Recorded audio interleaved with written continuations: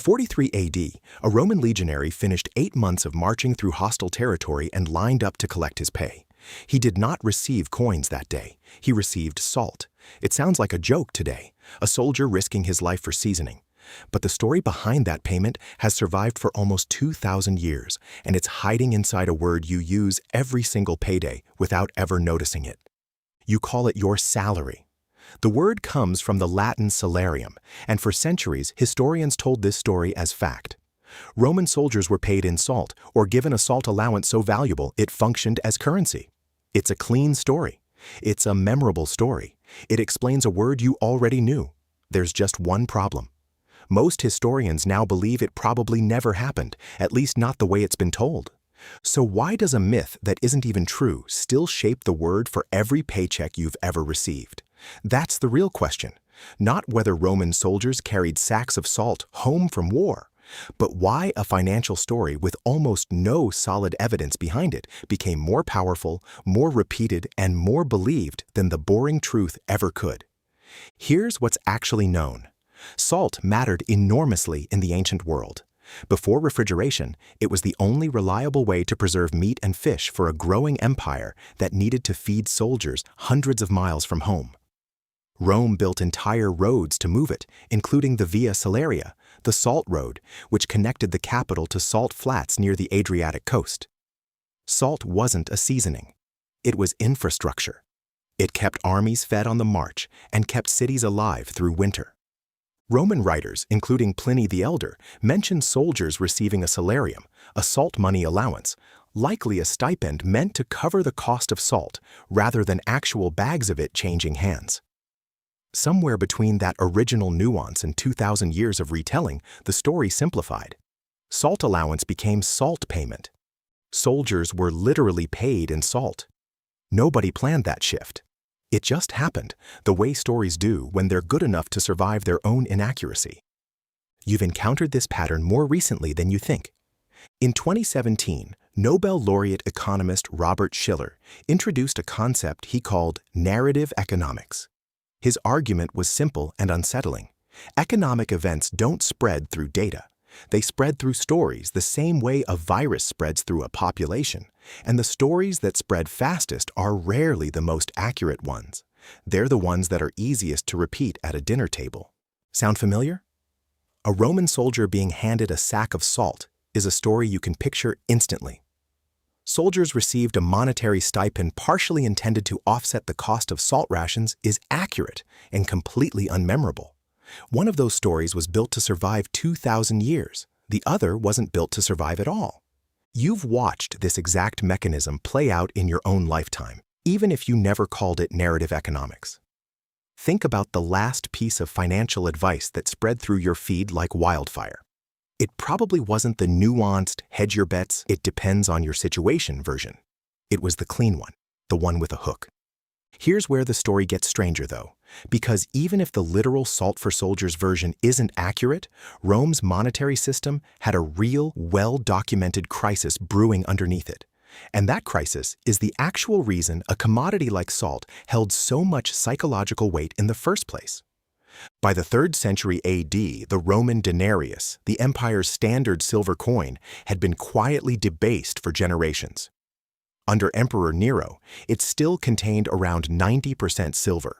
By the reign of Emperor Gallienus in the 260s AD, that same coin was less than 5% silver, the rest padded out with cheap bronze.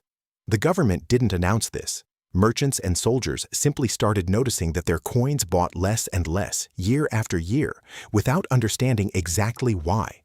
This is where you start to feel it, even now, because that exact unease, watching money quietly lose value without a clear explanation, is not a Roman problem. It's your problem too, in a different currency, in a different century, but the same instinct underneath it.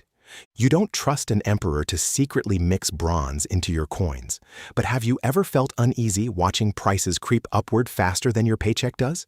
Have you ever wondered whether the number in your bank account means what it meant 5 years ago? That discomfort has a name. Economists call it money illusion, a term coined by economist Irving Fisher in the early 20th century, describing the very human tendency to judge wealth by the number on the page rather than what that number can actually buy. Salt didn't have that problem. You couldn't quietly debase salt. A pound of salt in 43 AD was still a pound of salt a decade later. It couldn't be diluted by a distant emperor chasing a war budget. That's the real reason a commodity like salt carried so much weight in the Roman monetary imagination, whether or not it was literally handed out as wages. It was money that couldn't lie to you. You've probably felt the pull of that same instinct without ever tracing it back this far. Every time someone tells you cash feels more real than a number on a banking app, that's money illusion talking.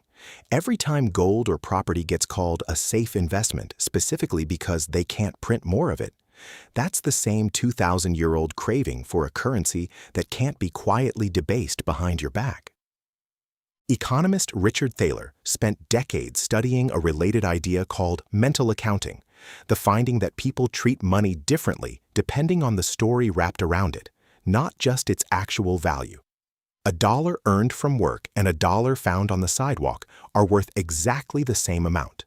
You do not treat them the same. $100 in a savings envelope labeled emergency fund feels different from $100 sitting loose in a checking account, even though both are the same $100. The story around the money changes how you use it, protect it, or waste it. This is the same mechanism running in the opposite direction of the Roman salt myth, where Rome once wrapped a monetary allowance in the story of a valuable, tangible commodity to make it feel more trustworthy. You now wrap money in labels, folders, and mental categories to make it feel more meaningful. Different tools, identical instinct. You have never once stopped needing a story to make money feel real. Now here's the part almost nobody connects back to that Roman legionary standing in line for his pay. The myth of soldiers literally being paid in salt isn't just a fun fact. It's a 2,000-year-old example of exactly the behavior modern behavioral economists spent the 20th century trying to name. Robert Shiller didn't discover that stories drive economic behavior. He just finally gave it a formal name. Rome had already been running the experiment for centuries, and the word salarium is the fossil record of it, sitting quietly inside every paycheck you've ever cashed. So the next time you see your salary land in your account, notice what actually happens in your head. You don't picture units of labor or hours converted into abstract value. You picture what that number lets you become. A vacation. A safety net. Proof that the last 2 weeks meant something. That instinct is not new. It is not modern. It is the same instinct that turned an obscure Roman salt stipend into a myth durable enough to outlive the empire that started it. There's one more detail worth knowing, the kind historians tend to save for last because it's easy to miss the first time through. The phrase "worth his salt," still used today to describe someone doing a job well, comes from this exact same etymological root. Which means every time you've ever said it, you weren't just complimenting someone's work ethic. You were unknowingly repeating a 2,000-year-old economic story about trust, value, and the very human need to believe that what we're paid for actually means something. The soldier's sack of salt may never have existed, but the story it left behind never stopped being spent.